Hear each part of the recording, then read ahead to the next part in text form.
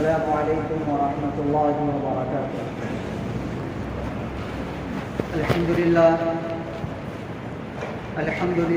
وکفى وسلام علی عباده الذین اصطفى، اما بعد۔ قال اللہ تبارک وتعالی فی القرآن الکریم: اعوذ باللہ من الشیطان الرجیم، بسم اللہ الرحمن الرحیم۔ قل إن كنتم تحبون الله فاتبعوني يحببكم الله ويغفر لكم ذنوبكم والله غفور رحيم۔ قل أطيعوا الله والرسول فإن تولوا فإن الله لا يحب الكافرين۔ قال النبي صلى الله عليه وسلم: لا يؤمن أحدكم حتى أكون أحب إليه من والده وولده والناس أجمعين، أو كما قال عليه الصلاة والسلام۔ معزز سامعین کرام، میرے دینی بھائیوں، عزیز ساتھیوں، آج میرے گفتگو کا عنوان حب رسول کے تقاضے۔ ظاہر بات ہے کہ دنیا میں رہنے والا کوئی بھی مسلمان ایسا نہیں ہوگا جو یہ دعویٰ نہ کرتا ہو کہ مجھے حضور سے انتہائی محبت ہے۔ ہر مسلمان دنیا کے کسی بھی کونے میں رہتا ہو، وہ تمام مسلمان یہ دعویٰ کرتے ہیں کہ جناب محمد رسول اللہ صلی اللہ علیہ وسلم سے ہمیں انتہائی محبت ہے۔ بلکہ جو عام انسان، جو مسلمان بے عمل ہے، وہ کچھ نہیں جانتا، پھر بھی ان میں حمیت، ان کی غیرت رسول اللہ صلی اللہ علیہ وسلم کے لیے، ان کے حرمت پر کٹ مارنے کے لیے تیار ہے۔ تو اس سے ہم سمجھ سکتے ہیں کہ ہر انسان، اس سے تمام انسان محروم نہیں ہے۔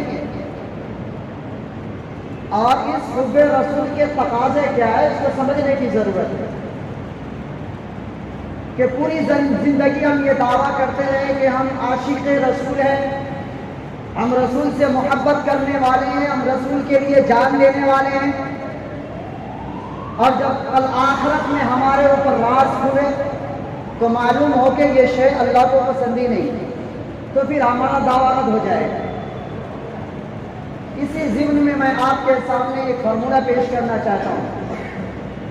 اسلام کا مطالبہ کیا ہے؟ اسلام کا مطالبہ یہ ہے کہ اللہ کی اطاعت کرو اور اس کے رسول کی اطاعت کرو، یہ بنیاد ہے۔ اسلام کا مطالبہ ہے کہ اللہ کی اطاعت کرو اور اس کے رسول کی اطاعت کرو، یہ بنیاد ہے۔ اگر کسی انسان میں یہ نہیں ہے تو پھر وہ انسان بیکار ہے، اللہ قادر مطلق ہے اور اس کے نمائندے کی حیثیت اس کے رسول کو حاصل ہے۔ اللہ نے فرمایا: قل اطیعوا اللہ والرسول، کہ اللہ کی اطاعت کرو اور اس کے رسول کی اطاعت کرو۔ اگر اس سے کوئی انحراف کرے گا، میں نے سورہ آل عمران کی آیت تلاوت کی: قل ان کنتم تحبون اللہ فاتبعونی یحببکم اللہ ویغفر لکم ذنوبکم واللہ غفور رحیم۔ اللہ تعالیٰ اپنے نبی سے فرما رہے کہ اے نبی آپ کہہ دیجئے، قل، اے نبی آپ کہہ دیجئے، قل ان کنتم تحبون اللہ، کہ اگر تم اللہ سے محبت کرتے ہو۔ اللہ خود کہہ رہے ہیں اپنے نبی کو کہ اے نبی آپ کہہ دیجئے لوگوں سے کہ اگر تم اللہ سے محبت کرتے ہو تو میری اتباع کرو۔ کن کی اتباع کرو؟ اللہ کے رسول صلی اللہ علیہ وسلم کی اتباع کرو، ان کی پیروی کرو۔ یہ کون کہہ رہا ہے؟ اللہ تبارک و تعالیٰ خود کہہ رہا ہے۔ لہذا یہاں یہ ہے کہ اگر کوئی انسان یہ دعویٰ کرتا ہے کہ میں اللہ سے محبت کرتا ہوں، کوئی انسان اگر یہ دعویٰ کرتا ہے کہ میں اللہ سے محبت کرتا ہوں، اس محبت کو جانچنے کے لیے اللہ نے کیا کہا کہ میرے رسول کی اطاعت کرو۔ تم محبت میں جھوٹے ہو یا سچے ہو، تم سچی محبت مجھ سے کر رہے ہو یا جھوٹ بول رہے ہو، تو پھر میرے نبی کی اطاعت کرو، میرے نبی کی پیروی کرو۔ اب یہ اطاعت طبیعت ان سے بنا ہے۔ طبیعت کہتے ہیں جانور کے اس چھوٹے بچے کو جو اپنے ماں کے ساتھ میں ماں جہاں جائے وہ بچہ وہی جاتا ہے۔ بچہ یہ نہیں پوچھتا کہ ماں کیوں جا رہی ہے، بس بچہ یہ دیکھتا ہے کہ ماں کہاں جا رہی ہے۔ بچہ کیا دیکھتا ہے؟ ماں کہاں جا رہی ہے، بچہ یہ نہیں دیکھتا کہ ماں کیوں جا رہی ہے۔ مثلا آپ گاڑی لے کر کے آ رہے، بکری ہے جو آپ کی گاڑی کی طرف گئی اور آپ سے ٹکر لگ کر کے وہ مر گئی، وہ بچہ کہاں جائے گا؟ وہ بچہ بھی اپنی ماں کے ساتھ اس گاڑی کی طرف بھگے گا۔ تو یہاں یہ کہا گیا تبعۃ، یعنی تم رسول نے جو کہہ دیا وہ کرو، یہ نہ کہو کہ رسول نے کیوں کیا، یہ سوال نہیں۔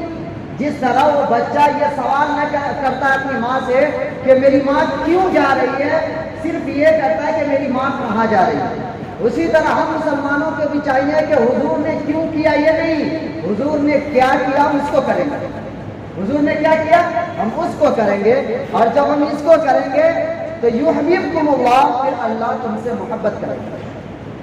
جب رسول کی پیروی ہم کریں گے تو پھر اللہ تم سے محبت کرے گا۔ اب یہاں سوال یہ ایک ہوتا ہے کہ ایک انسان سوال کرتا ہے کہ اللہ، آپ کا نبی معصوم، ان کے پاس فرشتے آتے ہیں اور ان کو گناہوں سے بچانے کا آپ نے وعدہ کیا ہے، ہم تو انسان ہیں، نہ ہم معصوم ہیں، نہ ہمارے پاس فرشتے آتے ہیں، نہ ہمیں گناہوں سے بچانے کا وعدہ کیا آپ نے، تو پھر ہم 100% اللہ کے رسول کی اتباع کیسے کر سکتے ہیں؟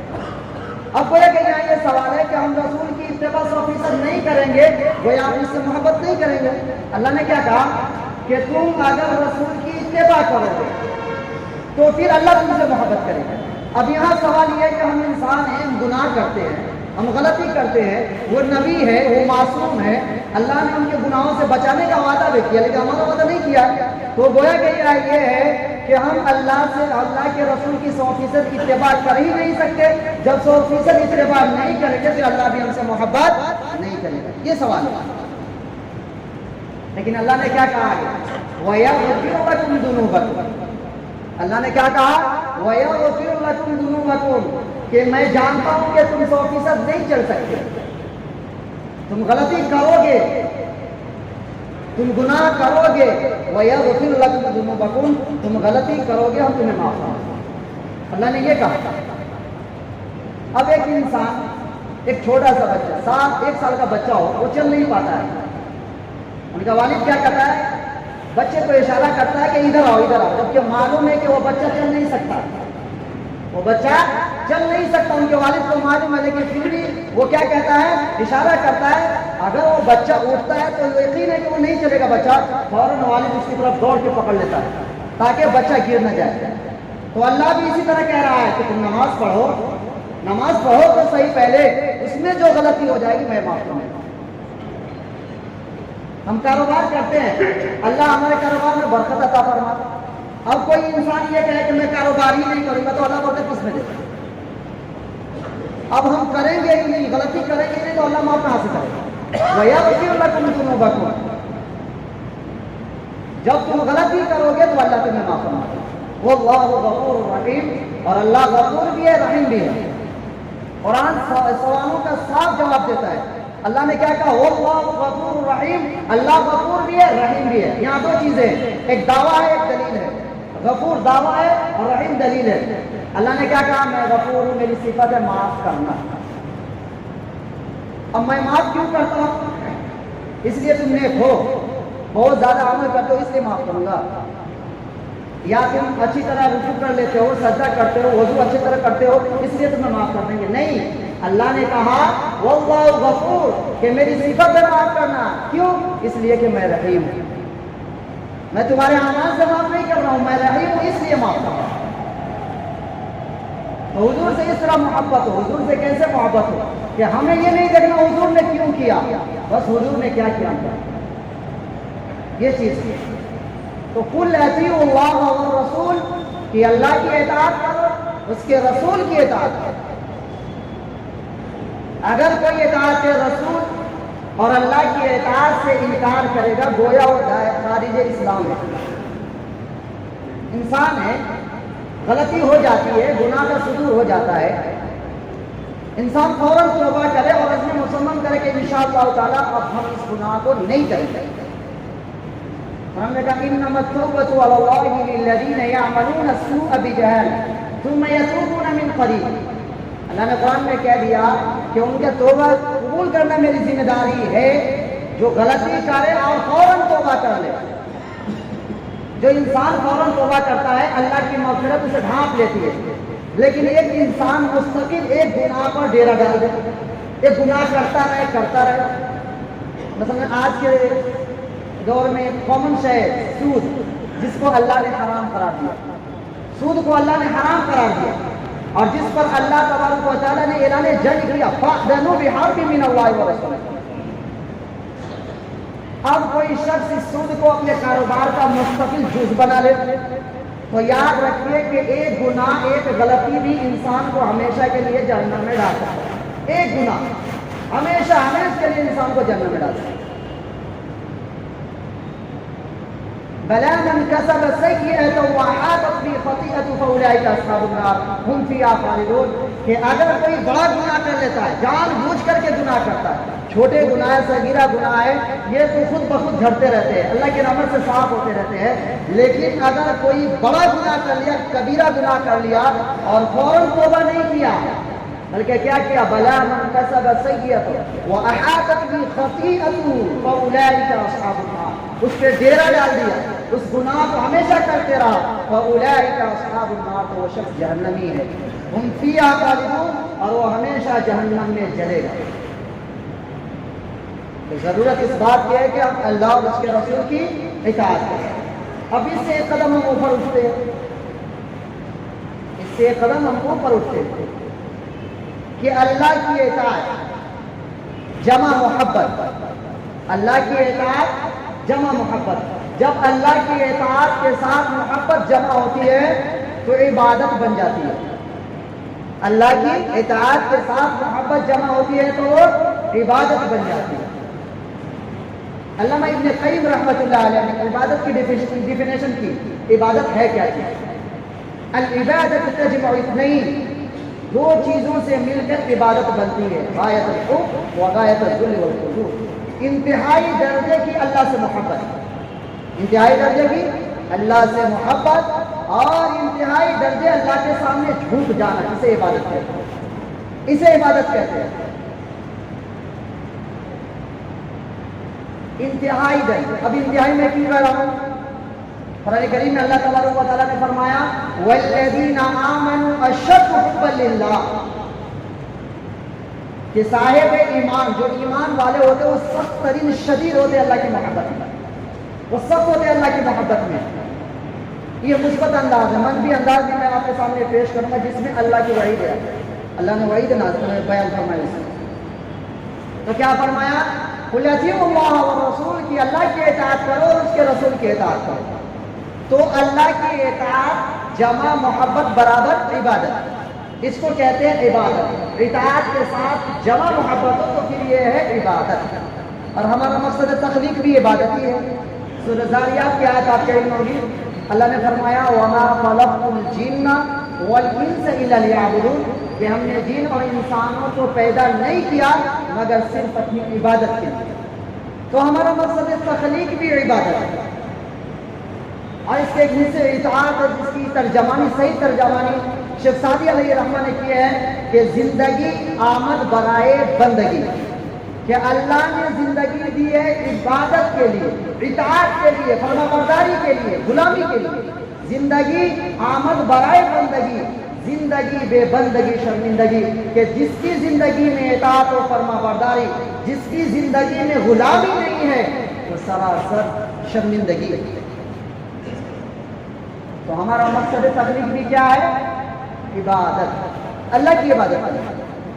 اور اس عبادت کی دعوت تمام انبیاء نے دی. یا قوم اعبدوا اللہ ما لکم من الہ غیرہ. اے میری قوم کے لوگوں اللہ کی عبادت کرو، اس کے سوا تمہارا کوئی معبود نہیں. یہ دعوت حضرت نوح علیہ السلام نے دی. حضرت ہود کی دعوت میں بھی یہی چیز ہے. حضرت شعیب علیہ السلام نے تو گویا کہ ایک الغرض انبیاء جو آئے تمام انبیاء نے یہی آواز ہے یا قوم اعبدوا اللہ ما لکم من الہ غیرہ. اے میری قوم کے لوگوں اللہ کی عبادت کرو، اس کے علاوہ تمہارا کوئی معبود نہیں. کیوں؟ اس لیے کہ پہلے جو نبی آتے تھے ایک قوم کے لیے، ایک بستی کے لیے، ایک قبیلہ کے لیے آتے تھے. اس لیے اس ضمن میں آپ دیکھیں گے قرآن میں، تو قرآن میں ہے یا قوم اعبدوا اللہ ما لکم من الہ غیرہ. جب آپ جناب محمد رسول اللہ صلی اللہ علیہ وسلم بتائیں گے تو یہ چیز یا قومی بلوا نہیں بلکہ یا ایھا الناس. کیوں؟ اس لیے کہ آپ پورے نوع انسانی کے لیے آپ کی بیسٹ جو ہے پورے نوع انسانی کے لیے آپ پوری دنیا کے نبی ہیں.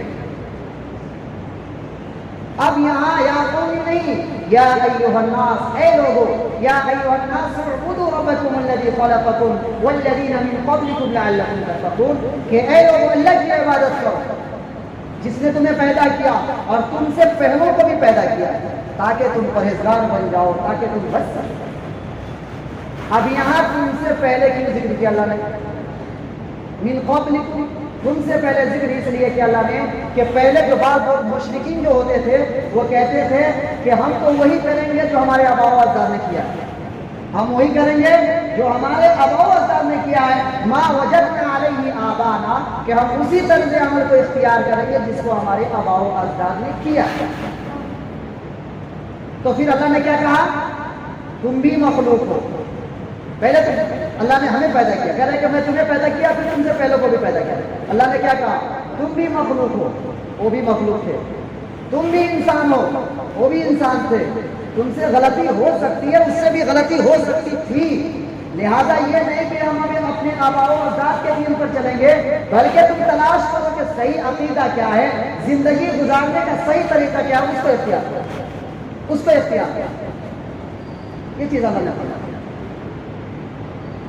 اب یہاں اطاعت کلی، جسے اللہ کے جتنے احکام ہیں تمام کو ماننا، اور اطاعت جزئی یعنی کچھ کو ماننا کچھ کو چھوڑ دینا. جبکہ یہ پیکج ڈیل ہے، یا تو ٹیک یا لیو اٹ. اللہ نے کیا کہا؟ لینا ہے تو سب لو، نہیں تو دفع ہو جاؤ. اب بعض وقت کچھ کرتے کچھ چھوڑ دیتے ہیں، اللہ معاف کرتا ہے، کچھ کرتے کچھ چھوڑ دیتے ہیں. تو اللہ نے کیا کہا کہ نہیں، لینا ہے تو پورے کے پورے لو ورنہ دفع ہو جاؤ. اللہ کو تمہاری ضرورت نہیں ہے بلکہ تمہیں اللہ کی ضرورت ہے. قرآن نے فرمایا یا ایھا الذین آمنوا ادخلوا فی السلم کافۃ، کہ اے ایمان والو دین میں پورے کے پورے داخل ہو جاؤ، پورے کے پورے داخل ہو جاؤ. یہ اللہ نے فرمایا. آج ہم اپنا جائزہ لیں، ہم ایمان والے دعویٰ کرتے ہیں، ہم ایمان والے، ہم نبی پر جان دینے والے. جائزہ لیں کہ ہم کتنے نبی پر جان دینے والے ہیں. اللہ نے فرمایا دوسری جگہ افتؤمنون ببعض الکتاب وتکفرون ببعض، کہ ایسے لوگ بھی ہیں جو بعض ہمارے احکام کو قبول کرتے بعض کو چھوڑ دیتے. پھر اللہ نے کیا فرمایا؟ فما جزاء من يفعل ذلك منكم الا خزي في الحیاۃ الدنیا، جو اس روش کو اختیار کرے گا، جو اس طریقے سے عمل کرے گا، خزي في الحیاۃ الدنیا، تو اللہ تبارک و تعالیٰ اسے ذلیل و خوار کرے گا دنیا کے اندر، ذلیل و خوار کرے گا اللہ دنیا کے اندر. پھر اب آخرت میں کیا ہے؟ وَيَرُدُّونَ إِلَىٰ أَشَدِّ الْعَذَابِ، اور پھر اللہ تبارک و تعالیٰ تمہیں عذاب میں جھونک دے. کس کے بارے میں کہا؟ یا تو سب کو قبول کرو یا تو دفع ہو جاؤ. یہ چیز ہے. تو اللہ نے فرما دیا. آج دیکھیں ہم تعداد میں اتنے مسلمان ہیں، کتنے مسلمان ہیں پوری دنیا کے اندر؟ شاید 2 نمبر پہ ہیں، لیکن ہماری حیثیت کیا ہے؟ کہاں ہماری بات سنی جا رہی ہے؟ ہمیں ایسا لگ رہا ہے گونگے ہیں، لگ رہے ہیں بیٹھے، ہم کچھ کر نہیں سکتے، خاموش بیٹھے ہوئے ہیں. ہماری حیثیت کیا ہے؟ کون ہماری بات کو سننے والا ہے؟ کیوں؟ اس لیے اللہ نے فرما دیا کہ تم اس طرح کے عمل کرو گے تمہیں دنیا میں ذلیل و خوار کریں گے. یہ تو دنیا ہے، دنیا میں ذلیل و خوار کریں گے، تم کو گنگا بنا دیں گے. تم کچھ بولو گے تمہاری کوئی حیثیت نہیں رہے گی دنیا کے اندر. یہ اللہ نے فرمایا ہے. اور آخرت میں کیا؟ پھر آخرت میں اللہ تبارک و تعالیٰ جو تمہیں جہنم کی آگ میں دہکائے گا. یہ چیز ہے. ہم اپنے اعمال کا جائزہ لیں کہ ہم کیا کر رہے ہیں. آج ہم واقعی اللہ کی اطاعت کریں، اللہ کے فرما برداری کریں، اللہ کے احکام کو مان رہے یا نہیں مان رہے؟ جائزہ لیں کتنے ہم مسلمان ہیں پوری دنیا میں. کیا حیثیت ہے ہماری؟ کوئی حیثیت نہیں ہے ہماری دنیا کے اندر. کوئی ہمارے بات کو سننے کے تیار نہیں ہے، چاہے کتنا چلا لے. یہی چیز ہے.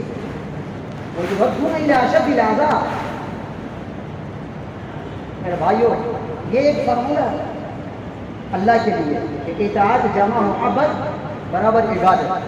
یہ جب چیزیں ہماری زندگی میں آئیں گی تو انشاءاللہ تعالیٰ پوری دنیا پر فتح یاب ہوگی. پوری دنیا پر فتح یاب ہوگی، شرط یہ ہے کہ پورے کی پوری اطاعت کی جائے. یہ چیز ہے. اب اسی چیز کو اللہ کے رسول پر سیٹ کریں.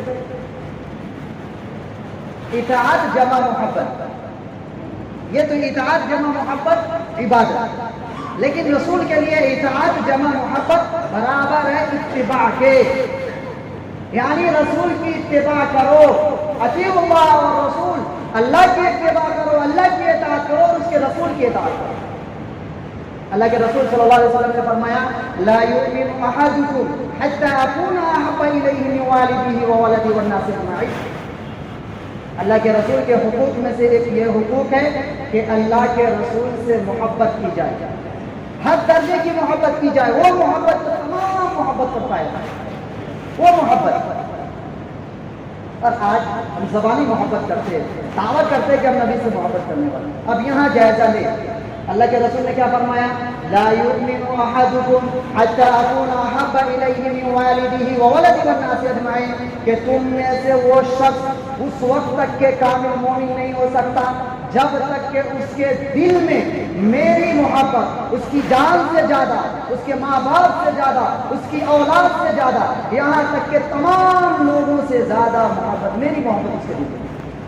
جیسا دیکھتے کتنی ہم محبت کرتے ہیں، اپنی جان سے زیادہ، اپنے ماں باپ سے زیادہ، اپنی اولاد سے زیادہ، یہاں تک کہ تمام لوگوں سے زیادہ کس سے محبت کرتے ہیں؟ حضور سے. یہ ہے حضور سے محبت کی. اور صحابہ نے یہ محبت کر کے دکھائی. ہم زبانی محبت کرتے ہیں لیکن صحابہ نے عملی طور پر کر کے دکھائی. ایک بدوی صحابی، دیکھیے میں پہلے کہہ چکا ہوں کہ نبی نے کیوں کیا یہ نہ دیکھیں، نبی نے کیا کیا یہ دیکھیں. ایک بدوی صحابی آئے، حضور یہ دیکھے کہ حضور کا بٹن کھلا ہوا، پوری زندگی کبھی اپنے بٹن کو نہیں لگا. کیا حضور نے یہ حکم دیا کہ تم بٹن نہیں لگانا؟ بلکہ دیکھ لیے بس پوری زندگی یہ بٹن کو. یہ ہے محبت، اس کو کہتے ہیں محبت. حضرت خبیب رضی اللہ تعالیٰ عنہ یہ اہل مکہ کے گرفت میں آ گئے. آپ ان کو سولی پر لٹکا رہے ہیں. عین اس وقت کہہ رہے ہیں کہ اے خبیب، کیا تمہیں یہ پسند نہیں کہ تمہاری جگہ محمد رسول اللہ صلی اللہ علیہ وسلم کو لٹکایا جائے اور تم اس سے بچ جاؤ؟ کیا جواب دیا کہ تم یہ بات کہتے ہو؟ میں تو یہ پسند نہیں کرتا کہ میں اس سے بچ جاؤں اور میرے حضور کے پیر میں ایک کانٹے چھپ جائے. اسے محبت کہتے ہیں، اپنی جان سے زیادہ محبت، اسے محبت کہتے ہیں. حضرت زید بن دسنہ رضی اللہ تعالیٰ یہ بھی گرفت میں ہے، قتل کا منصوبہ بنا رہے ہیں، سر قلم کا ہونے کو ہے. اور ابو سفیان اب تک کہ مسلمان نہیں ہوا تھا. انہوں نے کہا کہ زید تمہیں یہ پسند نہیں کہ تم اپنے فیملی کے ساتھ گھر میں رہو، تم اپنی فیملی کے ساتھ گھر میں بچ کے رہو اور حضور جناب محمد رسول اللہ صلی اللہ علیہ وسلم نے سر قلم کیا ہے. زید بن دسنہ رضی اللہ تعالیٰ عنہ نے جواب دیا کہ تم یہ کہتے ہو، میں تو یہ گوارا نہیں کرتا کہ میرے حضور گھر میں ہو اور ان کے پیر میں کانٹا چھپ جائے. اسے کہتے ہیں جان سے بھی زیادہ. حضرت ابو بکر رضی اللہ تعالیٰ عنہ، ان کے بچے ابھی مسلمان نہیں ہوئے تھے، آمنے سامنے ہوئے. جب مسلمان ہوئے تو حضرت ابو بکر کے پاس آئے. انہوں نے کہا کہ ابو، آپ ایک مرتبہ آپ میرے نرگے میں آ گئے تھے لیکن بات کی محبت غالب آئی، میں آپ کو قتل نہیں کر پایا. حضرت ابو بکر رضی اللہ تعالیٰ عنہ نے جواب دیا کہ اگر کفر اور اسلام کا جنگ ہو، اگر تم میرے نرگے میں آتے تو میں تمہیں تو مار ڈالتا. اسے کہتے ہیں اپنی اولاد سے زیادہ محبت. اسے کہتے ہیں اپنی اولاد سے زیادہ، اپنے باپ سے، اپنی اولاد سے زیادہ محبت اسے کہتے ہیں. اندازہ لگا لیں کتنی محبت کرتے ہیں. آج یہود پوری دنیا میں ہو، یہود جو ہے مسلمانوں کو ختم کرنے کے در پہ ہے. وہ کیا کر رہا ہے کہ مسلمان کو اس دنیا سے مٹا دے. اگر سب سے بڑا جراثیم ہے تو وہ مسلمان اس دنیا کے اندر. اور قرآن میں اللہ نے فرما دیا وَلَن تَرْضَىٰ عَنْكَ الْيَهُودُ وَلَا النَّصَارَىٰ حَتَّىٰ تَتَّبِعَ مِلَّتَهُمْ، کہ یہود اور نصارہ تم سے کبھی راضی نہیں ہو سکتے جب تک کہ تم اس کے دین کو قبول نہیں کرو گے، وہ راضی نہیں ہو سکتے، وہ تم سے لڑتے رہے. اگلی جگہ قرآن میں فرمایا اللہ تعالیٰ نے یا ایھا الذین آمنوا لا تتخذوا اليهود والنصارى اولیاء بعضهم اولیاء بعض، کہ یہود و نصارہ آپس میں دوست ہیں، بظاہر تمہیں دکھا رہے ہیں لیکن وہ آپس میں دوست ہو، تمہارے دشمن ہیں. لَتَجِدَنَّ أَشَدَّ النَّاسِ عَدَاوَةً لِلَّذِينَ آمَنُوا الْيَهُودَ وَالَّذِينَ أَشْرَكُوا، کہ اگر مسلمانوں کا سب سے بڑا کوئی دشمن ہے تو وہ یہود و نصارہ ہے. اگر اس سے کوئی دوستی کرتا ہے تو وہ بھی وہی ہے، اسی میں یہ چیز ہے. آج مظلوموں کے اوپر ظلم کر رہے ہیں، مار رہے ہیں، ہم کچھ کر نہیں سکتے. کیوں؟ ہم گنگے بہرے ہیں، کچھ نہیں کر سکتے، لیکن دعا تو کر سکتے ہیں. دعا تو کر سکتے ہیں مظلومین کے لیے. آج اگر کہا جائے اول درجے کا اگر مسلمان پیدا ہوتا تو معلوم کہاں ہے؟ وہیں جہاں بھی معاملہ ہو رہا ہے اول درجے کا مسلمان وہاں پیدا ہوتا ہے.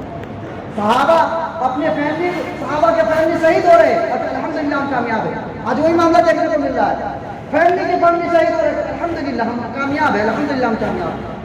اس نے کہیں گے ایمان والا مسجد اقصی صرف انہیں کا ہے، مسجد اقصی ہم سبوں کا ہے، تمام مسلمانوں کا مسجد اقصی ہے. لیکن ہم سوئے ہوئے کون مسلمان؟ ارے وہ حفاظت کرو، ہم تو مانتے نہیں ہیں. ہم کو کیا معلوم کہ مسجد اقصی کیا ہے؟ چھوٹے چھوٹے بچوں کو مار، ہم اپنے گھر میں سو رہے، ہمیں معلوم ہی نہیں، ہمیں معلوم نہیں کیا ہو رہا ہے. کہ مسجد اقصی تمام مسلمانوں کے، وہ مسجد اقصی ویسی سرزمین ہے جس سرزمین پر اتنے انبیاء آئے ہوئے، اتنے انبیاء آئے ہوئے، جس سرزمین پر ہمارے نبی نے تمام انبیاء کو نماز پڑھائی. اس مسجد کے اندر، وہ مسجد جو جس کو مرتبہ اس مسجد کو ملی ہے دوسرے مسجد کو نہیں، کہ حضور نے ایک مرتبہ میں تمام انبیاء کو نماز پڑھائی. اس مسجد کی حفاظت کے لیے لڑا، پیسے کے لیے نہیں لڑا، اس مسجد کی حفاظت کے لیے لڑا. لہٰذا ہمارا بھی فریضہ یہ بنتا ہے کہ نبی کی محبت کا دعویٰ کر رہے ہیں، نبی سے محبت کا دعویٰ کر رہے ہیں تو ہم بھی اس کے لیے کچھ کریں، دعائیں کریں کہ اللہ تعالیٰ ان کی حفاظت فرمائے.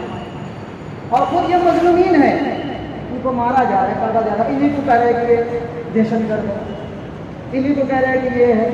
جبکہ آپ کو ایک مثال دے کر کے میں اپنی بات ختم کرتا ہوں. ایک ادنا سا مثال، ایک چیتا ہے، شیر کہہ لیجیے، چیتا کہہ لیجیے، اور وہ کسی لومڑی پر حملہ کرے اور لومڑی اپنی بچاؤ کے لیے اگر شیر پر حملہ کر دیتا تو اس میں ظالم کون ہے؟ ظالم ہے اس میں کون؟ ظالم چیتا ہے، کیونکہ لومڑی جو ہے اپنی بچاؤ کے لیے حملہ کر رہا ہے، الٹا ہو جائے. میرے بھائی اس لیے ضرورت اس بات کی ہے کہ ہم دعا کریں، کم سے کم اتنا تو کر سکتے ہیں نا. تو دعا کریں اللہ تبارک و تعالیٰ ان کی حفاظت فرمائیں، اور اللہ تبارک و تعالیٰ ہم سبوں کو پہلے سے زیادہ عمل کریں.